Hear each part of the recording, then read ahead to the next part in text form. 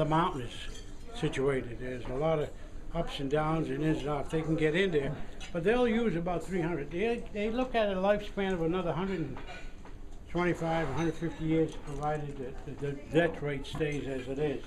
In other words, we don't have an epidemic and they've stopped burying everybody. Yes. Did you look at the Llewellyn family branch? Did I what now? Llewellyn families that own the Forest Farm? The gentleman that owned that place started out by the name of Dr. Eaton. Dr. Eaton was a gentleman who was a copper mining engineer type of fellow. And he came from wherever, and he went and worked for this Tropicana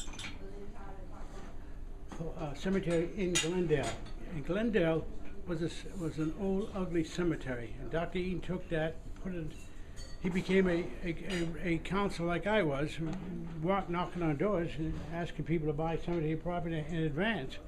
And from there, he took over the whole cemetery. He became a manager, and then and Fred Llewellyn as well. Now John just retired too. Fred Llewellyn then took over, and he became the high honcho. Bright guy. I met him a couple of times. Fabulous guy. His mentality, he was community orientated. He loved his communities. He loved to participate in the community. He would do it, and he would do it in the background. He didn't want no advertisement. He just wanted you to know that we're there. That was it. To this day, the Forest Lawn Foundation is very charitable. Exactly. Yeah. He was okay. The other forest lawns, now the cemetery properties up here has gone up tremendously. I own my property. I lost my first grandson when he was only 6 months old, and I bought the property that he's at, right next or nearby his particular property. By the way, I had 4 grandchildren. I didn't mention that, which is my life. I have a wife, 2 daughters, and 4 grandchildren. I did have 5, but I lost that one. My 4 grandchildren, 3 of them are going to college still. One of them graduated from UC Davis. The other 2 is going to Riverside. My granddaughter, God love my princess, she's in the dentistry end of the field, loves it, and she's improving herself every chance she gets. In fact, she's going out for her test, by the way, this Friday. I have to take her out there. And How many children? how many children? I have 2 daughters. 2 daughters. One of them, I recall when my first daughter was born, when my wife was pregnant, I prayed that I would have my daughter, a girl. I wanted a girl badly because my whole family is predominantly boys, and I prayed very hard, by the way, Dress. I prayed, please, give me a daughter, and he did. He held on to that prayer and gave me a second. And I love that. I enjoy both my girls. And my 4 grandchildren, what can I say? I can give you a presentation just on that one alone. I just think that life started all over for me when they were born. You ask them about babysitters, what's a babysitter? They don't even know what a babysitter is. They only know Nana and Papa take care of me. They never had a babysitter. Wow. I mean, Grandma used to go all the way and meet the girls halfway, Riverside, wherever it took, just to pick up the child and babysit that child. So I enjoy them immensely. We had a great time. We still have a great time. We're a very, at this point, we're very close family. At this point, my wife is the glue that keeps that family together. She was forever telling you that she's your cousin. You know, another one is buried up there. An interesting thing. The wife took these children up there to visit their cousin. Of course, the girl would be her brother. They would fight to see who's going to put flowers on that gravesite. They would literally actually get into a brawl over who's going to put that. The girl would say, "Well, that's my brother." The cousin would say, "I don't care. He's like a brother to me too." And they wanted to put flowers there. So they had that bond. They have that bond. At this point, I'm hoping it continues on. Yes. Frank, do you have any hobbies? Any hobbies? How about going on a cruise with this guy over there quite a bit? That's a hobby, isn't it? That's a hobby. No, Tell the truth, Frank. Tell why we go on a cruise. It's free. Carnival allows us to go as hostesses. We dance with all the widows and all the divorcees, and we go for free. Now, if you, I don't have really any hobbies per se. I used to do a little golfing, but nothing that was worthwhile worth mentioning at all. If you didn't get into the restaurant business, what would you have gone into? If I didn't get in the restaurant business, I don't know. To tell you the truth, what I would, I don't. Making wine? No, that, dancing? I hate wine at that time, but I wouldn't. He had some good stock, good, heck of a good stuff. But you know, one time he was making a vat of wine. You know how you have this vat and your wine's in there, it's fermenting. I went in, and I sort of bent down, you know. His dad was behind me. I went down there to look in there. He grabbed me by the seat of my pants because I was going down. I didn't know that sniff was going to knock me out. So he grabbed me by the seat of my pants.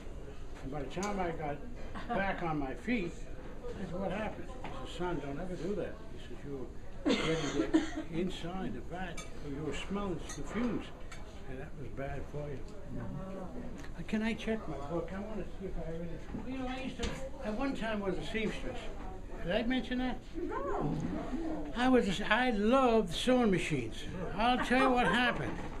I was a youngster, and my dad found, you know, over there back east is who you know, who you know, who you know. So I wanted a job. My dad knew a friend who knew a friend who knew a friend. And they got me a job. Now back there, they had the garment district. They were loaded with factories of garments. And I went there one summer, and I worked for this one particular outfit, and they made me gopher. They made me go for picking up a bundle here and bring it to her, and I go for her, and they get it. And so these people could sew these garments together. And I got fascinated by this machine. I used to see them buzzing along, powerful, buzzing along. Jesus, that would be nice. I can do that. I know I can do that. I'm only a youngster. I was very young. I don't think I was more than 18 or 17. I said, well, I can do that. So I asked the boss man. I said, can I do that? He said, no. I said, why not? He said, you have experience. I said, oh, I can do that. I can do that. And he says, no, you can't. Well, this is what got me in trouble. I said, you won't give me the chance, I'll quit. Boy, my dad didn't like that one because, you know, he asked Joe to give him a favor and him the favor, and he got me a job. So I said, Dad, I didn't want to stay. I wanted to do that. They wouldn't give me the opportunity. So anyways, I started knocking on doors. And I got the same answer, no, you don't have experience. You don't have experience, you don't have experience. Until finally I decided, well, instead of telling them I don't have the experience, what's the opposite to that? Well, I have experience. What are you kidding me? I did that. Sure, I know how to do that. So I finally ran across this little old man who says, you sure you know how to do that? I says, yeah. So he gives me a piece of, he gives me a little garment. He says, okay, sit down. Put it down and go ahead. I put it down, put it in the bob. I pressed my foot in the pedal. I lost the garment. Everything flew. He says, young man, why did you tell me you knew you had to do it? And I said, well, nobody wanted to give me the opportunity. He says, I'll tell you what. I'll give you a chance. You do the same as you did before. You go for this for the girls, and I'll teach you in between. Oh, I love that. I love that. I said, okay, I did that for, and it was a limited time because they made Macintosh heavy horse blankets for jackets or coats. He taught me how to do it. I learned. Then I went back. He was laid off and went back to the original place and said, guess what? I do have the experience. And yeah, they gave me an opportunity. Then they sat me down, and I did a heck of a job. And I tell you why. During that period of time, you had to have what they call piecework. Minimum wage was $24 a week. $24 a week. I was making $85 per week. Wow.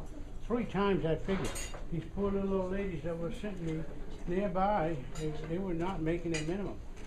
And so if they didn't, they would lose their job. And so I occasionally would slip them a few of these.